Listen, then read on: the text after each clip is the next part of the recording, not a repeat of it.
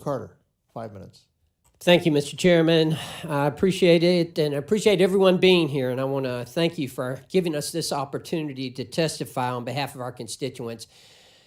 Ladies and gentlemen, I have the honor and privilege of representing the 1st Congressional District of Georgia. We have many things to be proud of, not the least of which are that we are home to over 60,000 veterans.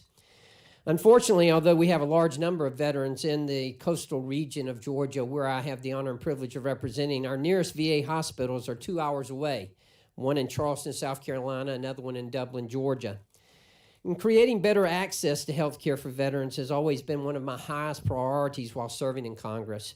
That's why I supported the VA Mission Act during the 115th Congress, specifically with its provisions that authorized VA hospitals to use telemedicine across state lines. I applaud the President for signing the VA Mission Act into law. However, after meeting with VA officials, they brought to my attention that trainees were not authorized in the law to use the telemedicine system. Although this was likely a simple mistake in the legislation, this creates major problems in VA hospitals for a number of reasons. Most notably, it puts VA providers in legally precarious positions because the VA uses trainees in all aspects of care, just like all non-VA hospitals do. Additionally, it puts trainees behind the 8 ball. They're missing a critical piece of accumulated experience, the telemedicine system, when working to eventually become a doctor. So earlier this Congress, I introduced H.R. 3228, the VA Mission Telehealth Clarification Act, to remedy this issue. This bill now has bipartisan support among committee members, and I hope you all will consider the legislation in front of the committee as soon as possible.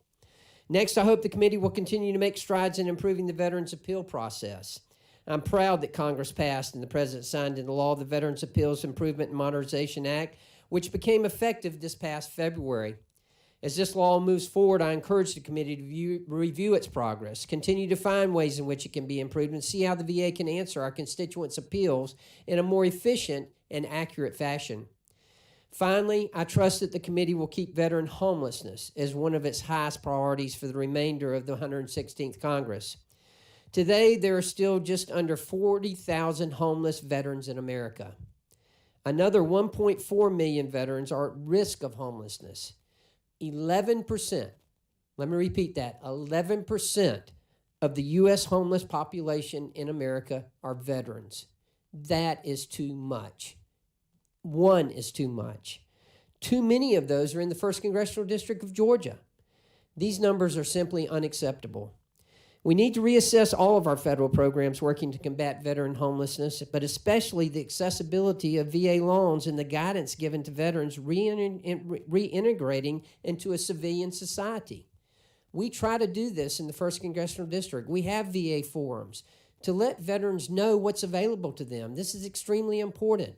We do it twice a year, once in the northern part of the district, once in the southern part of the district. In fact, we've got one coming up. We had one scheduled. Unfortunately, the hurricane, we had to delay it, but we've got one scheduled for next month in the southern part of our district for the specific reason to let veterans know what is available to them. In all of these issues I've mentioned here today, we need to remember that our nation's veterans are our heroes, and they deserve the absolute highest respect upon their return home. The federal government simply can do a better job in veterans' access to health care, the appeals process, homelessness, and so much more.